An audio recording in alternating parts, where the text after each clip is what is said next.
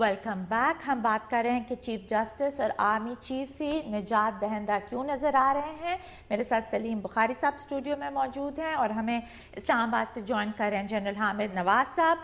General साहब, अभी आपने बुखारी साहब की बातें सुनी ब्रेक से पहले और वो सारा जो मलबा है वो सियासतदानों पे डाल रहे हैं, विच इज़ ट्रू। लेकिन इस वक्त जो सिचुएशन है, जब पूरे 1.5-2 साल में अवाम के इशूज़ को कोई एड्रेस नहीं करा, तो इसमें आप वे आउट क्या देख रहे हैं? एक चॉइस तो ये है कि इस हुकूमत को जितनी भी वो बैड गवर्नेंस उनकी है, आप उनको मुद्दत पूरी करने दें और ये भुगतें इस हुकूमत को जो बाकी अरसा उसका रह गया है।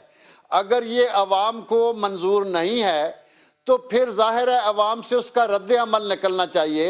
जो दूसरी सियासी पार्टियां और अवाम और मीडिया सब जगह पे ये रद्द अमल इतना स्ट्रांग हो कि हुकूमत मजबूर हो जाए और कहे कि जी ठीक है, अगर हम अपना मैंडेट खो चुके हैं तो मिड टर्म इलेक्शन की तरफ जाते हैं। तीसरी शक्ल ये है कि जुडिशरी कोई फैसला कर दे और ये लोग एलिजिबल ना रहें रूल करने के, तो जाहिर है उस सूरत में तो फिर जो भी सियासत में दूसरी ऑप्शंस हैं कि ये हुकूमत अपोजिशन में बैठ जाए, किसी और को मौका दे हुकूमत बनाने का, और वो भी ना हो सके तो मिड टर्म इलेक्शन। इससे ज्यादा मेरा ख्याल है हमें सोचना नहीं चाहिए। वो सियासी तरीके से ही हल होने चाहिए। आ रही है कि शायद जुडिशरी को आपको ऐसे बहुत सख्त फैसले करने पड़े और फिर उन्हें आर्मी की असिस्टेंस मांगनी पड़े, बिकॉज ये हुक्मरान तो उन्हें उनकी कोई फैसले को एक्सेप्ट ही करने को तैयार नहीं है। अगर वो जुडिशरी फैसला करती है और ये लोग उस फैसले को नहीं मानते तो सबसे पहली जिम्मेदारी जो है वो पूरे सियासी सिस्टम की है।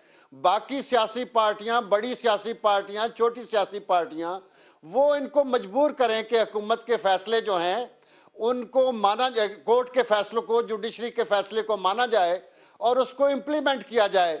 वो लोगों को, अवाम को लाएं और उनको मैदान अमल में लाएं, वो अपना रिएक्शन जनरेट करें। उसमें ये नौबत नहीं आनी चाहिए। और मेरा ख्याल है जुडिशरी भी अभी फौज की तरफ नहीं देख रही है।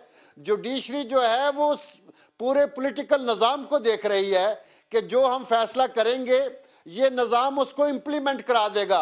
जी जनरल साहब, लेकिन एक सेंस ऑफ रिस्पॉन्सिबिलिटी भी होती है और हर पाकिस्तानी के दिल में वो है।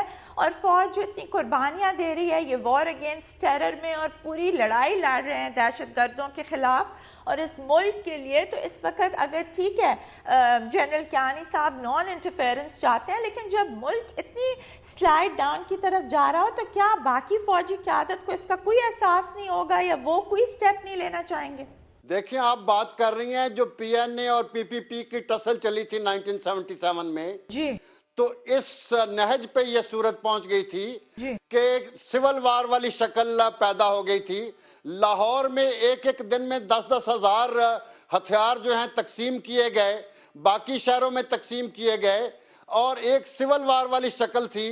तो उसमें एक तो रद्द अमल यह है कि फौज कहे कि जी ये लोग लड़ते हैं तो लड़ते रहें, पहले हमें ये मदद के लिए बुलाते हैं, बाद में हमें नुक्ताचीनी भी करते हैं और गालियां भी देते हैं। जहां तक जनरल साहब आपने ये फरमाया कि हालात ऐसे थे जब जब पीएनए की मूवमेंट चल रही थी, हालात आज भी ऐसे ही हैं। जरा देख लीजिए, नजर उठा के कराची में क्या हो रहा है, उसके बाद दूसरे मुल्क के शहरों में क्या हो रहा है। तो लॉलेसनेस और गवर्नेंस के इतने सीरियस इश्यूज हैं। ये तो 77 में नहीं थे बुखारी साहब, इतने सीरियस इश्यूज। मैं कह रहा हूं ज्यादा सीरियस इश्यूज हैं, that's what I am saying. एक तरफ वार ऑन टेरर चल रही है, उनके रिएक्शन में धमाके हो रहे हैं, ओपन किलिंग हो रही है कराची में, कोई पूछने वाला नहीं है, लाशें गिर रही हैं 30-30, 32-32 हर रोज की।